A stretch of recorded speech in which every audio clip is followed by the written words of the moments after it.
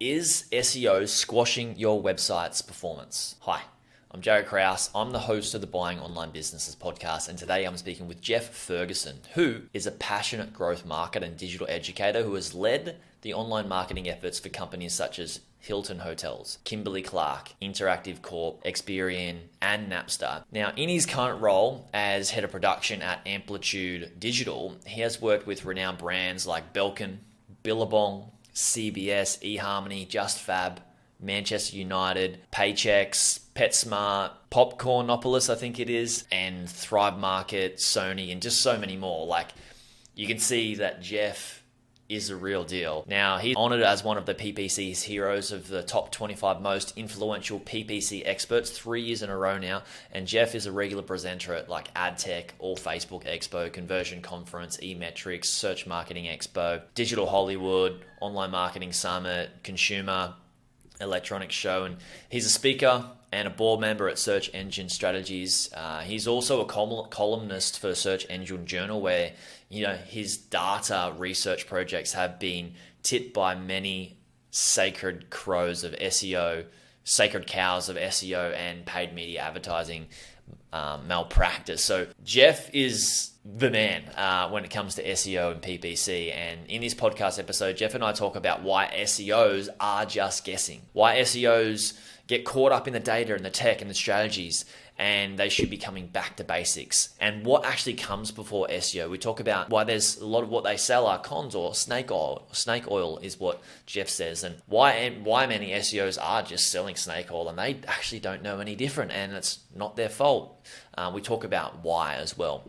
And then we move into, we talk about some SEO philosophies that you should be following with your online business, which I think are very, very important and I hold close to my heart. But we also talk about some paid marketing philosophies as well that have nothing to do with tweaking PPC campaigns and things in, Google campaigns and Facebook campaigns and stuff like that. But we talk about overarching philosophies that are very, very important. Jeff shares how he sees marketing going back full circle and coming back to the old school days and ways where marketers used to make money. We talk about e-com brands, where they drop the ball and why the buyer's journey is critical. And I also explain a pretty cool story that I brought back from myself from Bali about a buyer's journey and massage oil and how we can make a buyer's journey that much better with this analogy in the story that I used for our online businesses. Now, this is such a valuable episode, guys. You're absolutely going to love it. Also note that this podcast is not the only way that I can help you for free. Head to buyingonlinebusiness.com/free resources, where you can download any of my frameworks on how to buy a business, my due diligence framework,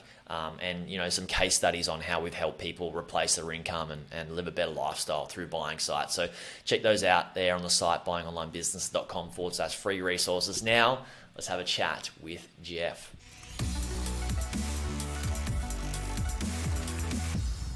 Jeff, welcome to the Buying Online Businesses podcast. Thank you. Pleasure to be here. So excited for this chat. There's so much we can cover, and you've done amazing things in the industry, in SEO, PPC, and marketing in general. When I went and looked at things that I could ask you, I was like, wow, there's so much. Where do I even start here? I want to kind of cover things at a higher level, because I feel like sometimes people get too in the weeds and too technical and miss the mark with actual philosophies and good principles with SEO and PPC, right? So I want to come back to some SEO philosophies and PPC philosophies that you have. But also sometimes people get so down deep into the weeds and technical changes on their site that they forget about what's important and what Google actually wants. And I see that you've done some content on what most SEOs get wrong about Google. So I wanted to bring that up. What are some of the key things that SEOs do get wrong about Google that we should be aware of? I think what most SEOs get wrong, and it's I like to say this because it's really not their fault that they get it wrong. It's like the world of SEO has created this crazy culture of having tips and tricks and hacks and things like that kind of driven down their throat, and it's a weird culture that has developed over the years of you really don't see in any other industry of a lot of puffed up chests and things like that, where people are really trying to show off as I mean, not any interest. Maybe you see it in like in used car salesmen and people that are trying to flip houses and things like that. But it's for some reason in our business, whatever it is, there's a lot of hucksters, a lot of snake oil that's out there in an industry that really doesn't deserve it, right? And because it really is something that I don't want to call it overly scientific, but it's something that doesn't necessarily need to be all that complicated, right? Because SEO really just breaks down to like three really big areas, which are like content, web page architecture, and inbound links. All right. I know that those are like just the three big ones that are over. And SEOs just get it wrong constantly. They want to make it into more complicated things. They want to talk about on-page SEO or off-page SEO or technical SEO. And they want to come up with all these really deep dive, nerdcore kind of things that, surround these kind of things to it. And spend times, talking about the algorithm and chasing these types of things and talking about the updates and talking about, all the different tests that they've run and things like that. And when it comes down to it, Google doesn't want any of that. Google doesn't care. Most of the times, a lot of the theories that that the SEOs kind of throw out about like what just happened and what's moving, where it is, if you followed, John, and all the other people from SEO, all the other people from Google that are on Twitter, what it is, they spend most of their day telling them, people that they're wrong, right? Like let's come up and like, he goes, I got a theory, it's this. And he goes, no, it just doesn't work that way. It's like, that's what John does most of his days, is just telling people it's not the way it works. And that's why a lot of the writing that I've done, if you've read most of my stuff, I quote John a lot, because I kind of point back to the fact that it goes, hey, look, you can, I can pontificate all day long about, why, you should believe me in my writing about why certain things work a certain way in SEO. But at the end of the day, like, it's because Google said so, right? Like Google said it doesn't work this way. Google said it works this way specifically, and this is the way it works. And let's not get too weird about this, right? And that's all there is to it. So I tell people, like, what Google wants is to provide great answers to its consumers, right? It's got people that it needs to satisfy. It's got people that it needs to bring back over and over and over again, so that it can provide a healthy product, so it can actually satisfy, and so it can make money, and so it can actually, satisfy its shareholders and everything else down the line. And it's been doing that, for decades now, and successfully doing this kind of stuff. And for as much as SEOs love to complain that Google doesn't work as well as it used to, or whatever it is, it's got more users than ever based on the way that it's working. So like, maybe we should probably get off of our pedestals and on our critiques of how well Google is working, and pay attention to how that it actually is working these days, and do our best to actually give it what it wants for a change, rather than complaining so much about it. So. Do you feel like, I spot on agree. Yeah. What's the point in complaining when you can't do anything about it, and it's going to fall on deaf ears because Google is the boss? You're just basically wasting energy complaining. And you can relate that to other parts of life as well. But do you feel that a lot of SEOs do this because they've focused on particular things that they believe the algorithm has changed a certain way, so they need to do certain things for, a featured snippet, or certain things for something that is going to get them more traffic or get them some slight advantage as of this time, rather than just do generally good content that creates those inbound links? I think they think it might help, right? Like I don't want to throw them all under the bus, and the idea that they're all complete hucksters, right? They may have seen some kind of inkling of the idea that, like, hey, I did that this one time and it kind of worked.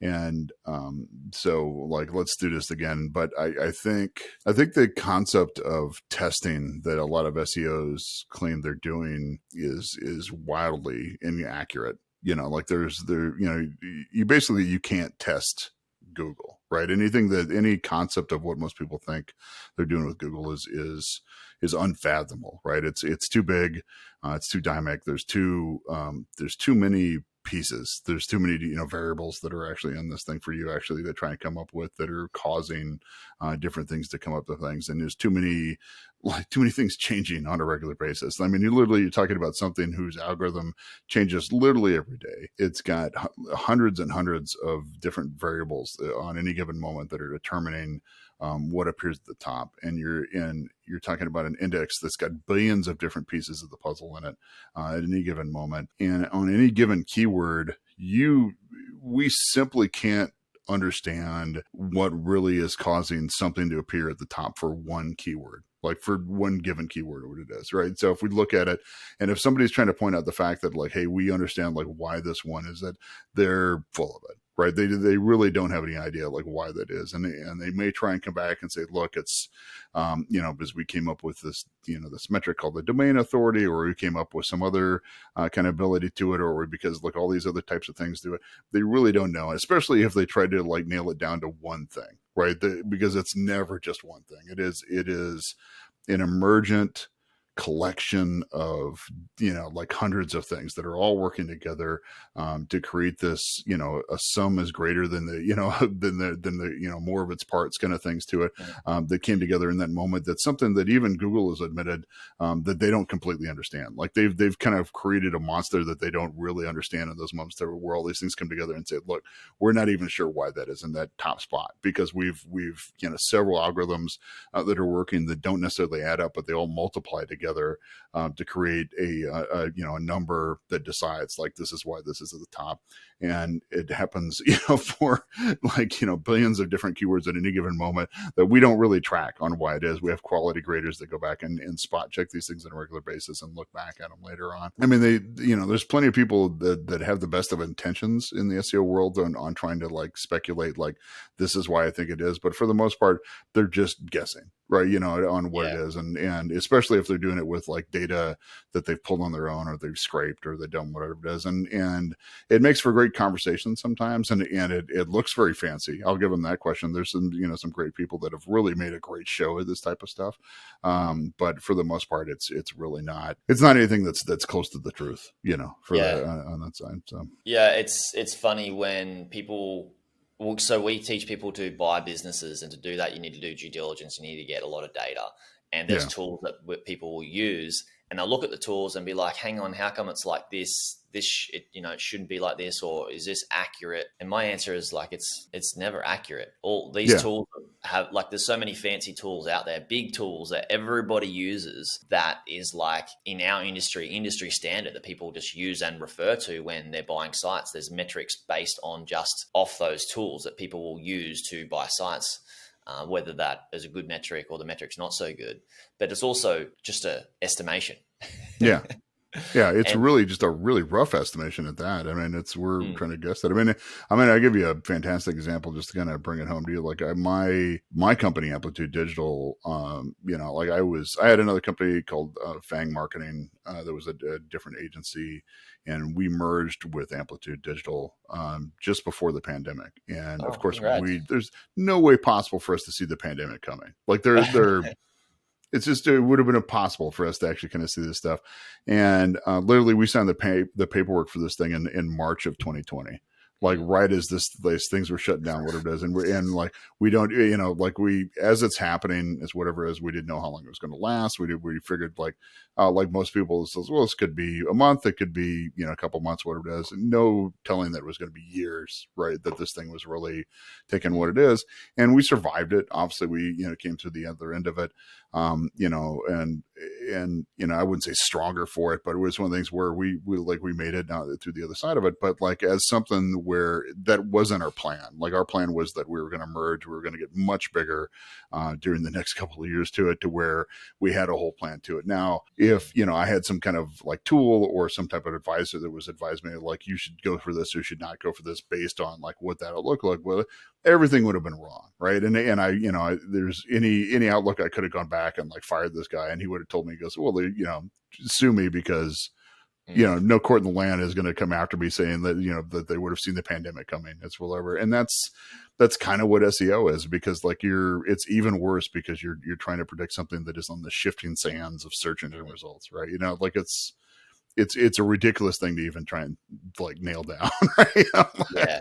Yeah. You can predict the weather, but the weather has its own sort of, makes up its own mind. It's an ecosystem that we can try to understand, but sometimes it just happens differently.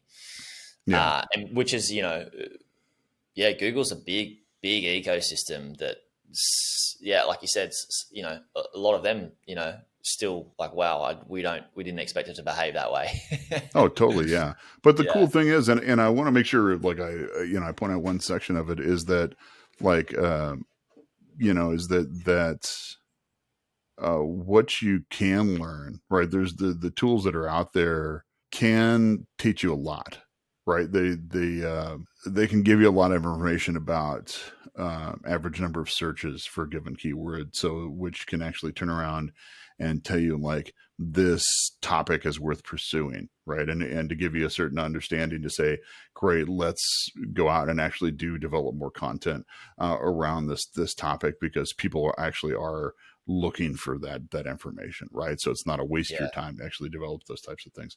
Or these other tools are out there that can actually come back and say these parts of your site are actually broken, right, and are busted and things like that. So those tools are really worth it, kind of stuff. Or there's other ones where they can help you develop a kind of a link profile to tell you like who is actually like linking to you or linking to your competitors, in that sense, that where you can actually use that to go out and say, great, I'm going to reach out to those people that are linking to my competitors and provide my content up to them and say, hey, look, since you're in the linking mood, we've got some great content as well. If you want to do that kind of stuff, or at the very least, look for inspiration and things like that. So there's tons of great tools. And I think if you approach it from that idea to where these are really helpful kinds of things, you're in a great space, right? It's a great way to do it. I think where people kind of like wander off the path with these types of things is that they elevate SEO into some types of magic, right? And they a lot of these things and a lot of the studies and a lot of stuff that's out there, which I've written on, before. Now it's actually been a couple of years now that I've since I've written that piece that kind of like tore a lot of these studies up. Was really kind of guessing and how these systems work and really trying to decode like how Google works and stuff like that, is that they were really trying to find a something deeper that was going on, and thankfully you just don't see those types of studies come out as much anymore after that piece. So like it's good to understand that those tools are there and we can use them to our advantage, but they're not specifically accurate. Like sometimes sometimes when we do data searches and all these sorts of things, that you might use a specific tool and it might compound so far out the other way as well, right? So we need to be like at least aware that these are estimations, but they can still be used because there are beneficial ones. But coming back to, what a lot of SEOs get wrong about Google is them believing that they understand Google maybe better than Google, or some parts of Google maybe better than what Google understands that particular part. And I see that you've spoken about some top SEO scams or cons, but I guess most of the things that some SEOs are talking about is only a con because they, even Google doesn't understand Google. How are they going to understand it with that level of depth, right? Or are there some things that people with a content site like a blog or even an e-commerce business should be aware of when they're looking at hiring an SEO? Some strategies they may be using. Yeah, I mean there are. I go from the standpoint of this is like if you're looking to hire somebody to like help write a blog for you, I would look at them as a writer first and an SEO second, right? It's one of the things where I would hire a fantastic writer that knows how to research a target audience that uses search, right? Like that's the best combination that you could look for somebody like that. And it sounds like a subtle difference in this day and age, but it really is important, right? Because I think where the world gets things wrong is that you've got these SEOs that claim to be content writers, right? And what it really is that they're great at keyword research, but they're terrible writers, right? And you end up with this really sloppy writing that like gets you there and maybe it ranks, whatever it is. And then people get there and they try and read it and they go, this is terrible, right? This is awful writing.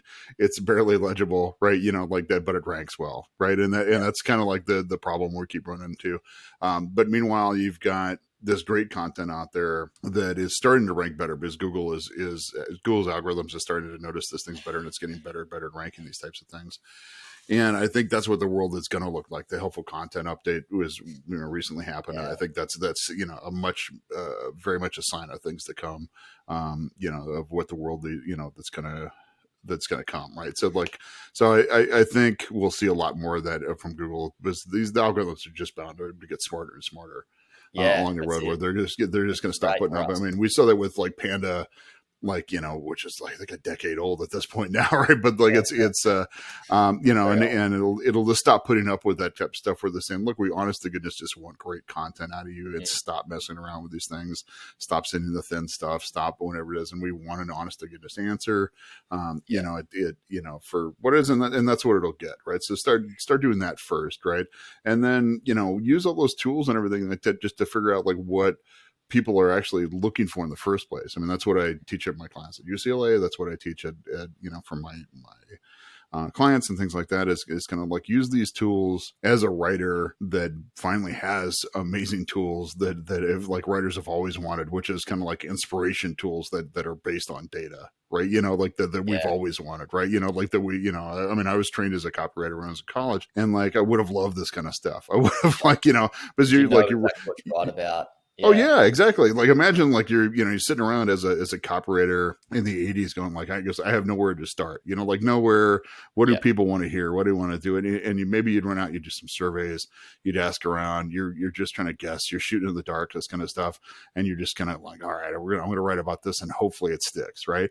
But now Yeah. you've got this amazing, machine out there where people are asking questions every day, and you can go out and honest to goodness, not only see, like what they're asking, but how much they're asking about it. Mm. And it's go, great. I'm going to follow this trend and do it and see if that trend changes, and keep updating to that and write new content and change it up and, and like pull it back and do whatever it is. I mean, it's just, it's a modern miracle. And what's funny is that there's so many content people that are, they're still writers at the end of the day, but they're not using these tools to these things because they've been told by the SEO world, no, I've got this because this is SEO. This isn't you. This is SEO, right? It's a And that's where I combination think though, right? Yeah. it really Yeah. is both, right? And so that's where I think we need to actually hand it back to them and say like, all right, content people, like this is actually your job. I'm sorry we touched this.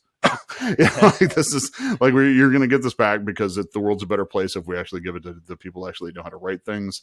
Yeah. And but we're just going to like to and maybe at the very least we write nice briefs that are based on that, and then intelligent data that says like we did the research first and here go off and do this stuff, and I think that'll be a transition.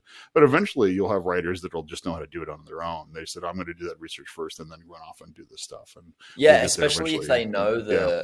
they know the niche, right? And Yeah. so like what you're like, and I agree with this, is you can just hire SEOs to write content for you. But if you can hire somebody that, like if we're talking about surfing, for example, if you hire a surfer to write content about surfing, they're going to get all those intricate words that an SEO doesn't know about, the slang, Totally. the lingo, the expressions that a SEO just wouldn't guess unless they were in that space for a decade or so. Yeah. And then and they'll get them on accident, right? Like they'll get them just because they're there, right? And it'll be natural and completely do it without actually having to do the deep dive research. But an SEO will do it based from like a keyword kind of standpoint, and they'll still miss a bunch, right? Correct. And it'll feel completely unnatural, right? And completely stymied or whatever it is. And real surfers will see it from a mile away, right? They'll go like, I guess like what goofball wrote this, that's right. And that's the same. Like I would like to think that surfing is so unique that it has its own ecosystem of lingo and language. But it's the same with like if you were going to talk to somebody who was a professional tennis player or was like learning tennis, there's so many words that they would be using around the court and the club and that just the average Joe does not know about. And I think that combined with knowing like different title tags and all the different things in a content brief that you can give that writer is going to be so valuable. And I guess that's a good SEO philosophy in itself. Content, obviously content first, and then compound it by adding in the tools and the brief. Yeah, and if you basically, if you told like the content person, that's what kind of the way that we break it down, like I said in class and with my clients and stuff, is that people have got their lanes, right? Especially, this is really easy in enterprise companies because you've got people that have their jobs. And it's, when you've got like medium and smaller size companies, you've usually got one person that's doing 100 things, and it's harder, right? Because they're usually trying to compound stuff. But when you get an enterprise company, there's a person that's called the copywriter that whose job is actually to go out and do stuff. And maybe, they're in a position where they're actually, going to a WordPress site and actually like inputting the work they just did. And I'm saying in the modern world, they would actually say, great, not only are you taking your work that maybe you wrote in Word or whatever it is and putting it actually in WordPress and publishing it, whatever it is, but they should also now be knowledgeable in the fact that they need to fill in the title tag, they need to fill in the description, they need to fill in these little details. They need to know that they need to link to some of their other work in that process and stuff like that, and make sure that these things are all connected, right? Because it's something where, as the modern form of their job, as somebody that is in the modern form, what it is that's just included, right? That's just part of like the modern form of the job, right? And somebody goes like, well, that's a lot to ask. And I go, is it? Because jobs evolve, right? Like it's not something where jobs just fixate. If you look at, even what the form of a copywriter looked back in the 50s, it didn't look anything like it does now, right? Or for whatever. So like jobs just evolve by nature, and like what it's going to look like anyway, would include these types of things. I'm just saying, like, it's time to actually start including these pieces of the puzzle, and they're from the research that they do should include an audience that uses search engines to start with, but also that would include including these little technical details. And I'm not saying these people need to start like learning how to code, right? I don't need them to go in and learn how to like, rework the DNS or learn how to do a 301 redirect or any of that kind of stuff. This is just not their job, right? Like it's like, stay in your lane. But filling in a title tag, like, and not even a true title tag, it's like, we're talking WordPress, right? So it's a form, right? Like it's nothing crazy, right? Yeah. It's this kind of stuff, like that kind of basic understanding where this kind of stuff. And we teach it all the time. They fill it in. If something breaks, then bring in the web developer to say like, okay, something went sideways here, right? And we need to fix this. But that's all there is to it. But like, I bring that up to SEOs and they lose their mind. Right, because they can tell, like, I guess I'm out of a job if that kind of scenario happens because I've lost this kind of piece of the puzzle. And I'm saying it really isn't. Like it's your job is evolving, and what your job is going to look like, it's probably going to look different in a decade and 2 decades anyway. So well, I mean, their job is the strategy of it all. To give if you're working in unison and with the writer, hey, I'm going to work out the strategy. I'm going to give you a lot of data that like the people are loving. You go away and run with it because you're the expert in the field. Include some of these things, and then I'll keep working on more like improving the strategy, and then you work together hand in hand. That's otherwise the SEOs are playing a win-lose game where they're only the ones doing all of the work and the writers are losing. And in fact, the SEOs end up losing because they don't end up getting the results because they're just doing just the SEO and not getting the perfect language and lingo in their content. I want to ask you, Jeff, about you do a lot of teaching. What would you say is the number one thing or the most important thing that you teach your students around SEO? The biggest thing for them to grasp, I guess, that's critical. That they can do it. I think which sounds silly, right? But it's this idea that SEO is something that's very approachable, and that it's not magic, and that it's not that this kind of like voodoo like kind of stuff that has been sold. Like I said, I think it's scary looking at it from the outside, right? It really is, and I think SEOs have done just a fantastic job over the years of really making it just unapproachable for a very long time, right? And even people that offer these kind of like online courses that are out there that are usually scams, to be completely honest with you, right? Because they charge big bucks for these things, and instead of like, oh, it's this one-time fee for this one, and then it's a membership that that you have to keep paying on for this and this or whatever it is. But even then, the way they sell these things is that you have to hold on to them, because things change so often, and you never know what things.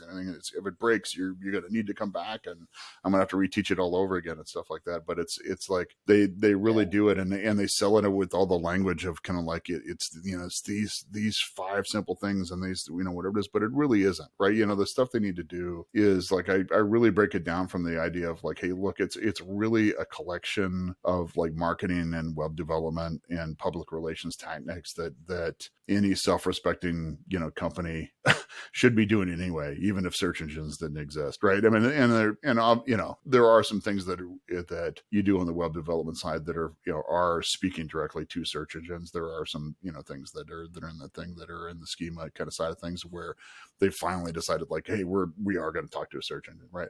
But for the most part, like your like your website's supposed to be mobile friendly, right? Your website is supposed to load quickly, right? It's supposed to have content on it, right? It's like these things are supposed to be happening. Even if search engines weren't such a major factor to it, you were supposed to be doing this the whole time. They're supposed to have links. Like Google knew all this stuff. They just took advantage of the fact that it was supposed to be there and is rewarding you for it. SEOs have really kind of programmed our brains to think backwards, from the sense that like we're doing all these things in the name of SEO, when in reality it's the other way around. Like they're supposed to be there first, right? And for us as humans to have a better life. The humans, it's a human first program. Like the users is what we're doing these things for, whatever it is. Like SEO is really, we're just honing them so the robots have a cleaner surface to work with later on, right? As after the fact, so that these search engines can find it. So then again, once again, so the humans can find it, right? Like it's really like the humans fell out of the equation so quickly in this stuff. And SEOs really have taken that story to a really crazy standpoint. And it's really by kind of like grabbing all they can. Like all these things are ours. Like all, like everything in this is all ours. And because they're so technical, and it's just a scary world. Like how could you possibly know what you're doing? Because it changes all the time. And it's the main thing that doesn't change is that it's the same thing that is what we've said, like probably for like the last 20 minutes. It's just about great content for people to make their lives better. And if you get that right, and you make sure that Google can actually get to it, you're mostly going to be fine, right? And get some links. Like you're, and the links are a byproduct. It's a second order consequence of great content as well, right? Yeah. If you're doing some really great stuff and people find it, it's fine, but like the rest of it will work itself out. It's they make it sound like it has to be this engineering heavy lifting kind of things to it, but it really doesn't have to be. It's really, most of the stuff that we find, like as, my large scale audits for these really big companies, like I've done them for like the Smithsonian, for Manchester United, for these really big companies. And like the stuff we find is like, you're going, you know what? Like, like somebody should have found that already. Like that stuff, like really that should be found. Like that, these are like technical things that really shouldn't have been like left alone for as long as they had been, right? And you hate to say that, because it just means that like there's a technical problem that had been like ignored for a long time, or how slow a website has been ignored for a very long time, whatever it is. But like, and I don't want to like throw people into the bus, but it's like people are busy. Like engineers are busy, especially on these gargantuan sites. I mean, for, that are out there, they have a lot to do just to keep things going. Right. And especially ones like some of the ones I mentioned where they've got updates constantly. Right. I mean, a sporting site. I mean, imagine how much that has to update with they're constantly playing new things coming on board. It's crazy. Like how much activity on these things goes. We've worked with news sites where things go up on like every couple of minutes, and these things are going through. The chances of something breaking is amazing, right? And then some SEO guy comes running down the room and he goes, "Oh, could you make sure you include this?" And I go, "Get out of here.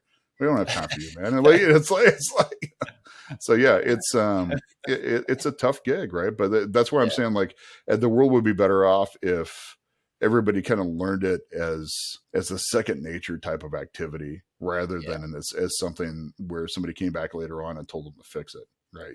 So it's just, I totally agree with you. It's like I'd put service first, as in serving us as humans on Google first. Where the SEOs, like you said, they kind of get in the way. Do you feel now it's come back to me, training writers to, instead of training them with just SEO, and like mhm. you can have them really know their subject and then know how to format a good piece of content?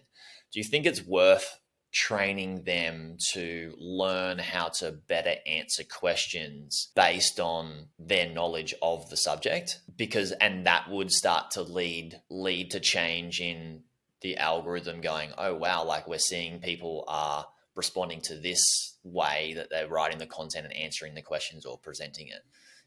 Would you say that's a valuable thing, putting I this the I would topic say so. first? Yeah, I think I see where you're going. Like, I think if SEOs were too strict with their recommendations on that content, it could be damaging, right? Mm, Because then a lot of the natural flow from that comes from great writing would suffer from yeah, that, right? And yeah, in the yeah, sense that to it, and you might lose out on some, like, some really great writing, right? But also you could end up missing out on discovering something that did better anyway, right? Like, for all yeah, right? yeah, For all of your bells and whistles and all your research that told you to go one way, and then something actually ends up, like, ranking better and getting way more traffic because it was a trend that you didn't see coming, right? yeah, So it's, yeah.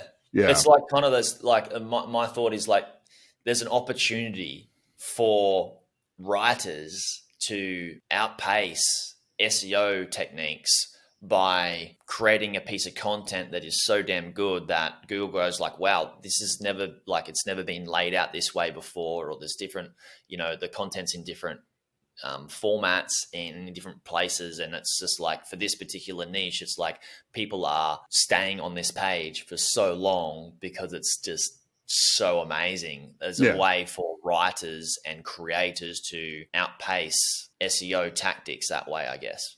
yeah. Yeah, Yeah, cool. I think so too. Yeah, there's totally there, and that's even if those types of things are really what, like, determines it, right? So it's, Cool. So we've talked a lot about SEO. I want to move into PPC. This is another big part of your career. Is it a similar thing where people, I mean, I've just realized it is. People do get really bogged down in like changing, and is an important thing, right? Changing the ads and the targeting and the budget to the right location and stuff like that. But are there some PPC philosophies that come before all that are sort of overarching, that people that are going to be running ads to their ecom brand should uphold highly? I think modern, like, paid search advertising is really different now, right? And I think it's so much more driven by consumer journey driven principles than it was back when I first started. And that what we're seeing is very much more about kind of those last steps, just Mm, a consideration and purchase. Like, it's really living there. You really don't see too much at the awareness stuff. Awareness is really the area of organic search these mm, days in the consumer journey. mm, Consideration and that are like considerations when you're first starting to see some paid ads start to show up, and paid search, and then purchase is really where it's there. Like, those are where you're seeing shopping ads. That's where you're seeing ads. mm, And that's where I think Google is constantly changing this game, and they're changing it even more now. I mean, like, it had already gotten to the point to where, through machine learning and everything that it was going on, like, really what the modern paid search manager was doing was just kind of creating a clean, like, workspace for the robots to do their job, right? Like, it was, we were giving them the ads, and especially with the dynamic search ads and with a lot of the keywords that we provide, and making sure that we're getting them in tight little ad groups and things like that. So like all this kind of stuff, it was really kind of like, just don't anger the robots, put them in their groups, do their, like stuff. And everything was kind of nice and tidy. And if you did that, you were rewarded with the stuff. And then the machine learners would handle the bidding nice and tight, like it was just really nice. And it was good to see, because frankly, as somebody that used to be able to, do all those bids by hand back in the day, whatever it is, it was a part that I was more than happy to give up. Right. Because it was a nightmare before. And it was something with all of the different attributes that are available now, as far as like different targeting attributes, whatever it is, like I didn't want it. Like, and there anybody that says they can do it manually these days, like they're full of it. They really, like, there's too many pieces of that puzzle unless they've got a really simple campaign to do. But now Google is already tipped their hands as far as like what the future is going to look like with their Performance Max campaign, where that's full blown black box. Like, and Google has basically told us, like, look, the day is going to come where we're just not going to, just give us the money. Like it's really just like, it's going to be a campaign.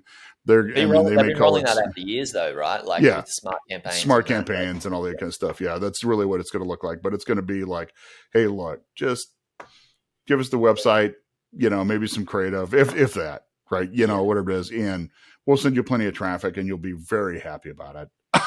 Because it will work. Because, like, I hate to say, Performance Max works like a charm. Like, we put it on there. We've watched this unleash, and I think the only tweaks we've been making to it, occasionally we'll get a client where we'll need to work with the rep to pull brand out of it. Like, but even then, that's not even constant, right? It's really, but yeah, it's been something where it's been there, but that's just where it's headed. And so so any agency that doesn't see that coming and thinks that they're still going to need this army of paid search managers to do this kind of stuff is like, well, no, you're really not. It's not tomorrow, by the way. It's got years before that really happens, but it's not still that far away. Yeah. It's scary for them. Yeah. But I'm thinking about as a business owner as well. Mm-hmm. Then it becomes a game of now I guess in e-com, it's kind of like a game of how much ad budget do you have and how skilled is the team that's managing the ads. Mm-hmm. Then it's going to become more of a game of like who can give Google the most amount of money. Yeah. Oh, totally. Because it could be that. But I think ultimately what it even comes down to with the role of the agency or role of whoever is doing this kind of stuff is that it goes old school. And I think we're lucky in my agency in the fact that, like, my training has been in classic media planning, like, which is why I use words like consumer journey and media plan and things like that. It's because that's how I was trained, and that's how I trained my team, right? So, like, our clients, we actually come up with actual target audience driven media plans, right? Which is like a lost art form in this business for some reason, right? But it's one of the things where still valuable. Yeah, but that kind of thing is going to make a just strong comeback all of a sudden, because it's not going to be the people that know how to push the buttons. You can have control on, yeah, it's not going to be the people that know how to push the buttons in Google Ads, because that's just going to happen on its own. It's the people that know how to use all the tools, all the toys, right? Like that are in this plan kind of stuff, and it'll be Google Ads and Facebook and all. It's many things and programmatic and the TikToks and the things, whatever it is, and how to make these things all to work together to get to every nook and cranny of the internet to make this thing work, and to do it in the right order to really speak to the consumer journey, because that's, again, another missing piece of this puzzle. Because most of the time everybody's just like beating everybody up at the point of purchase. Yeah, like it's purchase, whatever it is, and not really working that consumer journey up, and then wondering like why it never gets any bigger. And they're going like, oh, he goes, well, we've tapped this, you basically tapped Google out. What else is there? And then not understanding that they need to, introduce people it's at funny the beginning because, of this conversation, right? Yeah. It's funny because I'm thinking of analogy of I just came back from a month in Bali, and I'm thinking about the buyer's journey. Whereas most people here with e-com brands are just straight up cutthroat, just give us your money and buy this product. And like, to be honest, you have to have a certain amount of trust before you buy anything. So you're spending a lot of money just sending people to those sale campaigns of buy. Mm-hmm. Whereas, like, I think the journey, if like people are going to love purchasing things online, if this is the case and it rolls out this way, going to absolutely love the experience of purchasing things online, with how they become educated each step of the way and how they buy into the brand each step of the way. I was just watching the surf one day in Bali, and there was a guy that I was chatting to, and somebody came up with some massage oil, and they didn't just go like, here, just buy the massage oil. They didn't even say that or selling it. They said, hey, can I give you a massage on your neck? And the guy's like, oh yeah, this is really nice, and started talking, and has the opportunity to talk about like where the oil came from and how it was made, and you're getting a massage at the same time.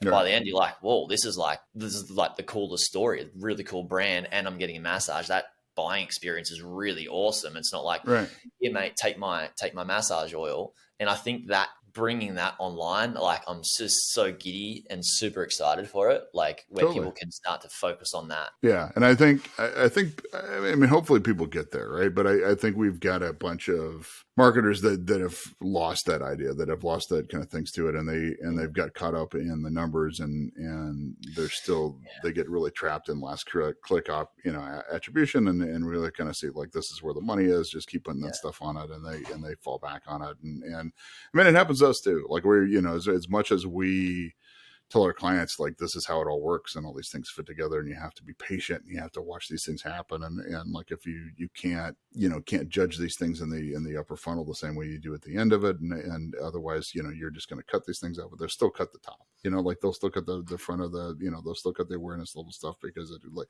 well, it doesn't look like it's paying off. It goes, well, of course it isn't. It's not, but it's all working together. These things that are, and we can show you numbers where it looks like these things are driving sales, but if you all added them up, it looks like, you're selling 2, 3, 4 times as much stuff as you really are, because that's there. So, but we know they are, right. It's these things all kind of work. This is how this stuff comes together, but you just have to be like patient with us, trust us on this kind of stuff. It's all working, right.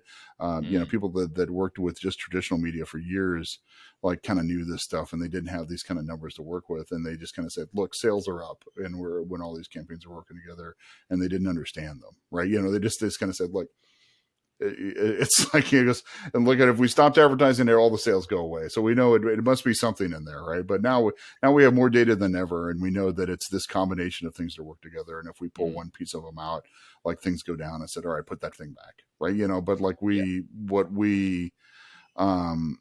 instead of what we tend to do is kind of like make these really goofy decisions where we get hyper focused on a line item standpoint, and basically said, like, what, take the display away because it doesn't look like it's performing as well as the rest of the stuff. And I go, well, you can't judge display the same way you do paid search. It's not going to look as well, for what it is. And then they wonder why, and then later on, like a few months go by, and whatever it is in their paid search, basically their return on investment, like, starts to sag, and all these other kinds of things happen. So, well, yeah, because you've got fewer customers going into the funnel, and all these other things that were basically, like, increasing, all those things dried up. Like, it's just the way it works. And it's really is hard to know.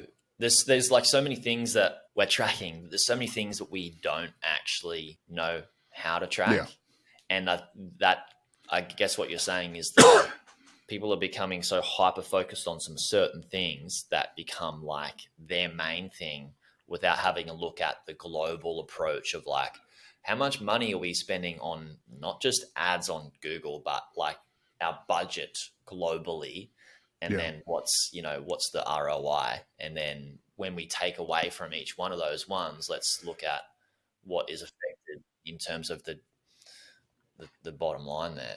Yeah, I think that's that global overview. Hey, like, rather than just a hyper focus on one particular campaign and one particular platform. This has been awesome. Thanks so much for coming on, Jeff. Where can we, I feel like we've just scratched the surface. We'll probably have to get you back on, because we covered some broad things here, which I think is so important. I guess it was more of a global overview of each of the things that we did cover that we could dig into with more depth.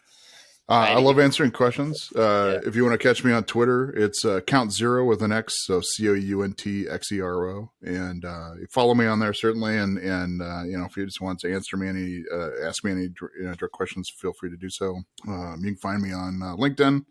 Let me know you heard me on here, and then you can answer questions all you want, ask questions all you want, and love to do it that way. And those are the two best ways to do that kind of stuff. And then through the website, amplitudedigital.com. And I'm around. Yeah, definitely. Check him out on Twitter, guys. Some really cool stuff. There'll be links to that in the show notes, everybody. For those of you who are listening, thank you so much for listening. Really do appreciate it. I was thinking the other day, if you have listened to at least 5 of these podcast episodes, I'm sure you've gotten value from them. What I would love, if you're open to it, is to leaving a review on Apple or wherever you're listening to this, because it'd be so greatly appreciated by us. Hey YouTube watcher, if you thought that video was good, you should check out this video here on the 2 best types of websites beginners should buy. Or check out my playlist on how I made my first 100K from buying websites and how to do due diligence. Check it out. It's an awesome playlist. You'll enjoy it.